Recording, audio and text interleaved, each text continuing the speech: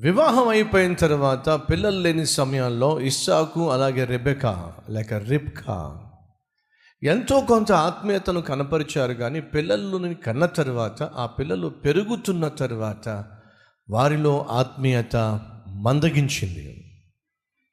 తల్లిలో తండ్రిలో ఆత్మీయత మందగించినప్పుడు బిడ్డల యొక్క ఆత్మీయత కూడా మందగిస్తుంది. మర్చిపోకండి.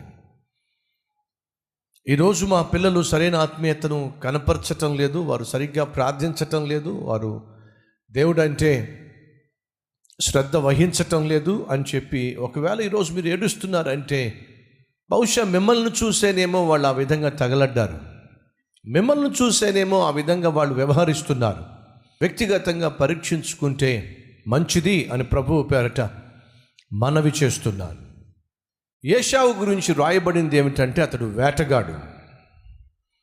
యాకోబు గురించి రాయబడింది ఏమిటయ్యా అంటే అతడు సాధువు. అంతేగాని వారి యొక్క ఆత్మీయ విషయాలు మాత్రం మాత్రము అక్కడ చర్చించబడలేదు. కారణం ఏమిటంటే చర్చించటానికి ఆత్మీయత వాళ్ళ దగ్గర ఏముంది కనుక. ఈరోజు మనుషులు చాలా సంపాదిస్తున్నారు, నేర్పర్లు అవుతున్నారు. చిన్న పిల్లలను చూడండి, వాళ్ళు సెల్ ఫోన్లో మాస్టర్స్ అయిపోతున్నారు.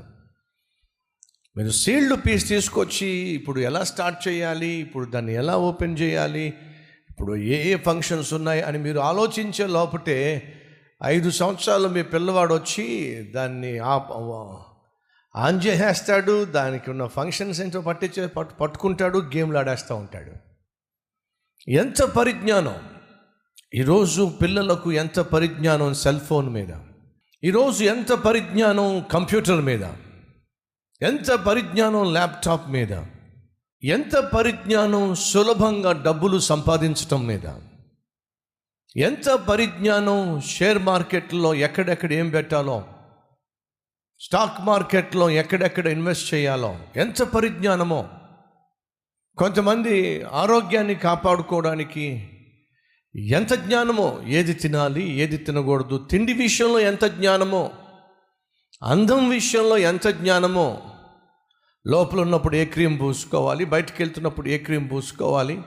ఒకటి కాదు, శరీరాన్ని కాపాడుకోవడానికి జ్ఞానం, అందాన్ని కాపాడుకోవడానికి జ్ఞానం, కండలను కాపాడుకోవడానికి జ్ఞానం, ఏ చొక్కాకు ఏ ప్యాంట్ వేయాలి, ఏ ప్యాంటుకి ఏ చొక్కా వేయాలి, మ్యాచింగ్ విషయంలో జ్ఞానం, ఏ బైక్ కొనుక్కోవాలి, ఏ బైక్ అయితే బాగుంటుంది, ఏ మోడల్ సెల్ ఫోన్ అయితే బాగుంటుంది జ్ఞానం, ఏ కార్ అయితే బాగుంటుంది, ఏ కారులో ఏ ఫెసిలిటీస్ ఉంటున్నాయి జ్ఞానం. నేనేమంటున్నానంటే ఈరోజు అటు స్త్రీలు కావచ్చు, ఇంకా సీరియల్స్, ఏ సీరియళ్ళు ఏ టైంలో వస్తుంది, ఏ ఛానల్లో చెప్పమంటే టక చెప్పేస్తారు. అదే నిర్గమాకాండం ఎక్కడుంది అని అడిగితే కీర్తనల పుస్తకం తెస్తారు. జ్ఞానం. వెనకటికి ఒక ముసలాయన పాపం పడవలో ఆ నది మీద యువతల నుంచి అవతలకి, అవతల నుంచి యువతలకి మనుషుల్ని చేరవేస్తూ ఉండేవాడు. ఈ లోపల ఒక మహాజ్ఞాని ఆ పడవలో కూర్చున్నాడు. తాతయ్యను చూసి అంటున్నాడు, తాతయ్య నీకు అంతరిక్ష శాస్త్రం నీకు తెలుసా? నాకు తెలియదు నాయన. ఖగోళ శాస్త్రం నీకు తెలుసా? తెలియదు బాబు.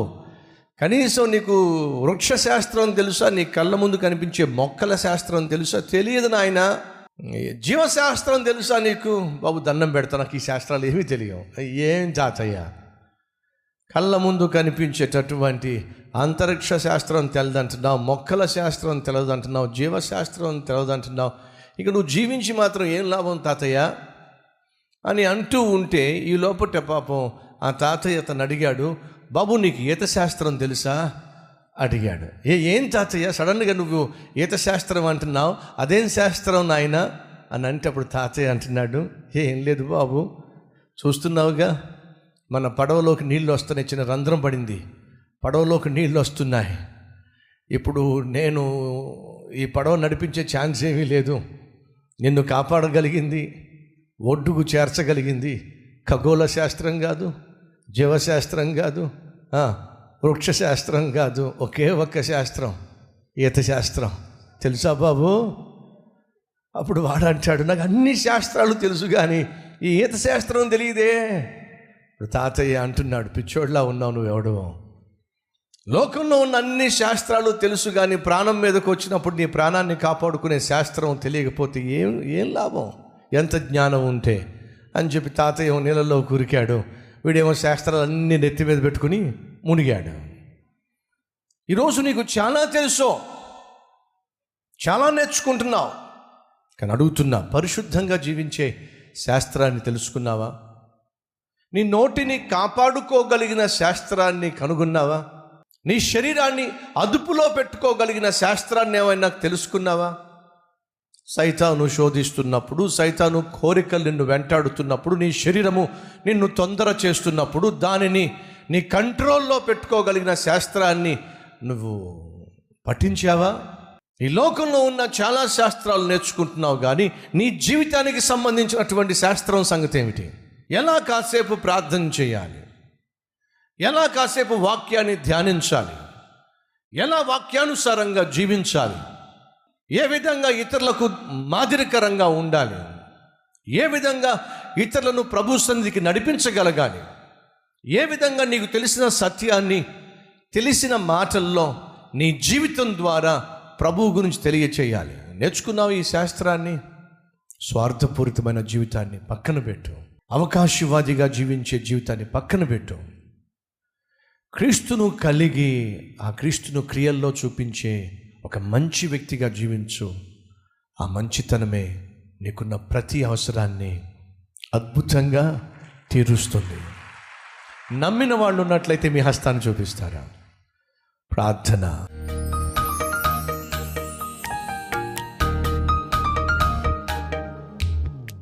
పరిశుద్ధుడు అయిన తండ్రి,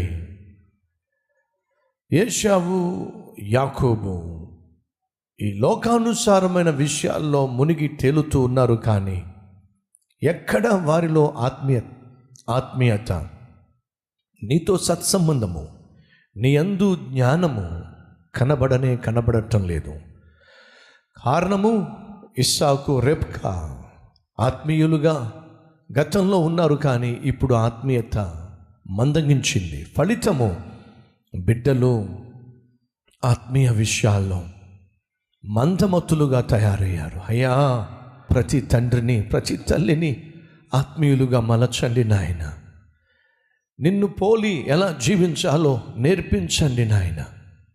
ఈ లోకంలో మాకు ఎంత జ్ఞానమున్నా, ఏ విషయాల్లో ఎంత పరిజ్ఞానాన్ని సంపాదించినా, పాపమును జయించగలిగిన జ్ఞానము, శోధనలను జయించగలిగిన జ్ఞానము, నీ వలే జీవించుటకు కావలసిన ఆత్మజ్ఞానము మేము పొందుకోకపోతే ఏం లాభం అనే సత్యము గ్రహించిన మేము ఆ సత్య మార్గములో నడిచే భాగ్యము దయచేయమని యేసు నామం పేరట వేడుకుంటున్నాం తండ్రి. ఆమేన్.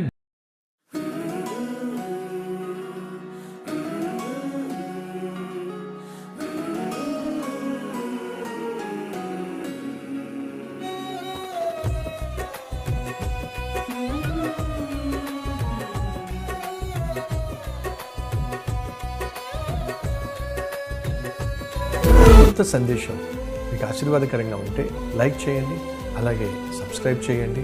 అంతేకాకుండా కామెంట్ పెట్టండి, 10 మందికి షేర్ చేయమని మనం చేస్తూ రేపు మళ్ళీ కలుసుకుందాం.